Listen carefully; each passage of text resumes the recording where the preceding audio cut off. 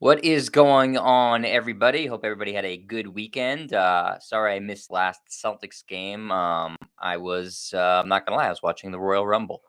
Um, Something I do every year. I don't always follow wrestling religiously, but I do like watching the Royal Rumble. And between the Celtics Pelicans game that was missing Brandon Ingram and some other guys, and obviously Zion, and the Royal Rumble, I chose the Royal Rumble. I'm sorry. I feel bad. I watched the Celtics game afterwards. I recorded it. Just didn't do a post game show. Was focused on a product that has storylines that are written instead.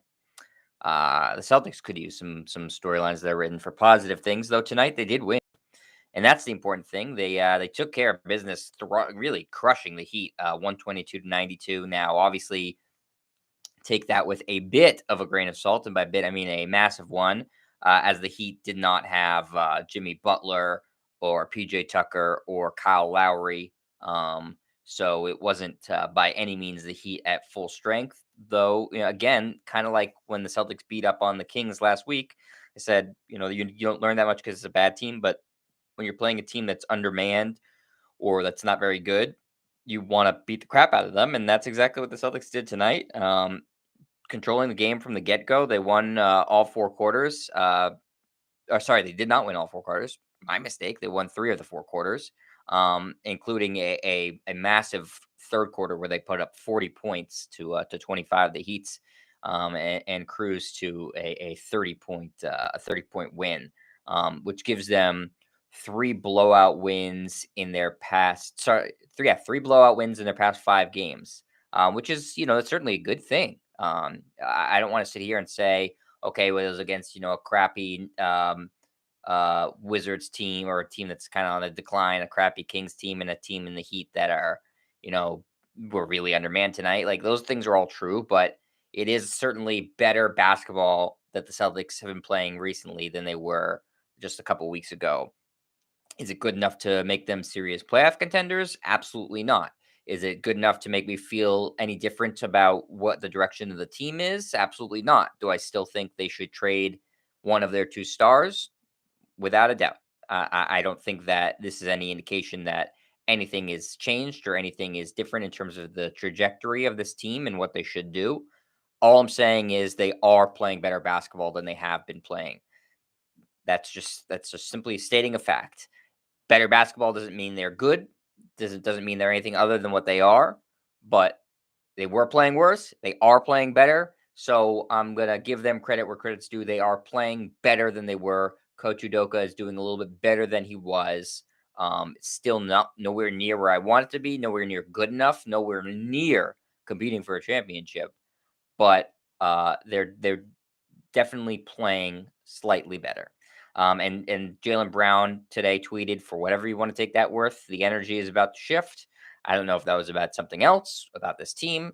If it was about this team, they certainly backed it up with a big win tonight in terms of how much they won by. So let's get into the box score here. Again, final score: Celtics dominate Miami 122-92. Miami did have the best record in the East coming into this game. Now they are second best record in the East to only the Chicago Bulls, um, who the Celtics beat earlier this season. So they've done surprisingly well against these 500 or better teams, and surprisingly horrible against the below 500 teams.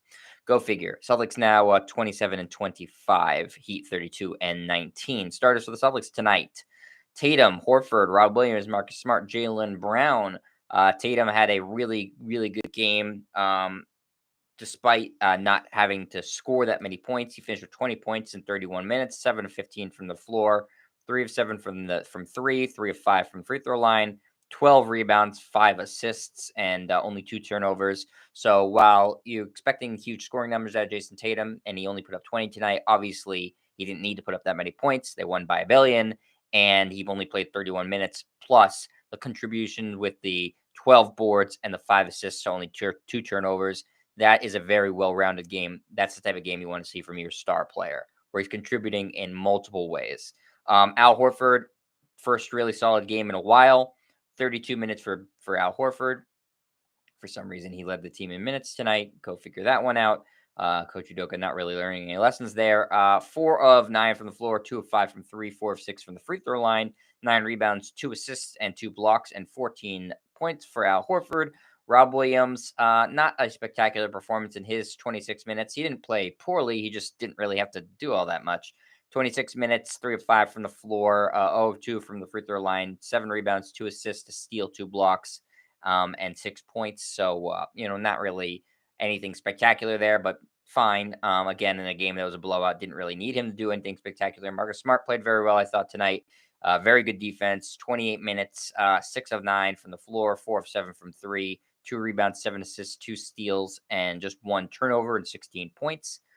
That was a very good job being the primary ball handler of the team. When you have a nice 7-to-1 assist to turnover ratio, you take that all day, every day, and his shot selection was good tonight. Jaylen Brown, the high scorer in this game with 29 points in 32 minutes, 11 of 19 from the floor, 3 of 9 from three. He had all 4 of his free throw attempts, 4 rebounds, 2 assists, and 2 steals. Didn't turn the ball over tonight. Really excellent game from Jaylen Brown. As far as the bench goes, a couple of guys stood out. The two guys who have been arguably your most consistent bench players this year: Grant Williams, 24 minutes, 10 points, 4 of 7 from the floor, 2 of 5 from three, 3 rebounds, an assist, 2 steals, and a block. Solid game. Though he was one of the few Celtics in the minus column, in the plus minus, Schroeder being the other Celtic. Just -1 for Grant Williams, but worth noting that he's not the greatest on defense in the world. And Bam Adebayo is a load, so whenever he's matched up against him, it's just not a good matchup. And Josh Richardson, solid game off the bench, 22 minutes, 5 of 8 from the floor. Missed both of his threes, though, 1 of 1 from the free throw line, 2 rebounds and assists, and 11 points. Everybody played in this game, I believe. Everybody who was active, I should say. Bruno Fernando hit a three. Didn't see that coming. Sam Hauser hit a three. Aaron Nesmith got 8 minutes, only 4 points, 1 of 3 shooting for him. Romeo Langford just 5 minutes, as his role continues to be just all over the place with this team. One game he's playing crunch time minutes. The next game he's just getting 5 minutes. I don't know. Peyton Pritchard, 5 minutes, didn't do anything of note. Dennis Schroeder, not great in his 17 minutes, 1 of 3 from the floor, 2 of 3 from the free throw line, 2 rebounds, 1 assist, a block, and 4 points, as his time with the Celtics seems to be coming to an end, as they're clearly trying to move him and get under the tax. But all that adds up to a Celtics win by 30 points. And again, they are playing better basketball than they have been. This has been the best stretch of their season so far, which is saying something, because it's not that all that impressive of a stretch. They've beaten teams when they've had players missing. They've beaten up on some crappy teams. They have a couple of good wins, but then they have some even more terrible losses. But they are playing the best basketball of their season, for whatever that's worth. Again, do not read too much into it like they're going to make some sort of run or anything like other than they are. They are in the middle pack of the pack in the NBA, the bottom middle, and will not get out of the first round unless they make a major change. Period. That is what they are.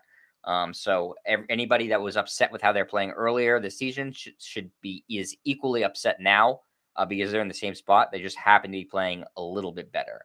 Their next game is on Wednesday against the Hornets. Man, tomorrow is the first day of February, if you can believe that. I don't know if January's gone fast for you, but it did seem to fly by for me. And it should be a good game against the Hornets, who the Celtics lost to a week and a half ago.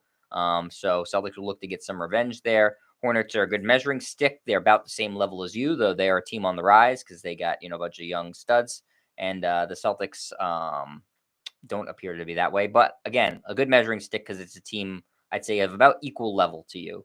And we'll see if the Celtics are able to keep up their positive play as of late. Leonard, let's see what you say in the chat, my friend. This is kind of an impressive win, despite Jimmy Butler not playing. Yeah, I can see you say that. I mean, certainly the Celtics are capable of dropping these games to teams that don't have good players. And the Heat, no matter who plays for them, they're going to be well coached by Eric Spoelstra. And they still had Tyler Hero and Bam Adebayo out there. It's not like they were just trotting out a complete bums. And they still, I'm sure those guys in the Heat have plenty of confidence coming into the game with the best record in the East. So it's easily a game they could have dropped. Instead, they blew out the Heat. So Yeah, I think you got to give them credit where credit's due. And they played really good basketball tonight, and they've been playing better basketball as of late. I mean, now I've said it 10 times. I still think that with the trade deadline coming up, they need to look to add and improve the team instead of cutting costs, which is every report I'm hearing, and every move the Celtics have made in the past year or so has indicated to me that all they care about is cutting costs, which I think is so disrespectful to their fans. But I can rip them after the trade deadline if that's in fact what they do. That's just what I expect them to do. So we will see what happens as the trade deadline approaches. Is about a week and a half away. And plenty more to talk about then. But I will be back for some post game after the Celtics and Hornets on Wednesday. So I appreciate everybody watching. Appreciate you, Leonard, in the chat. And I'll talk to you guys then. See you, everybody.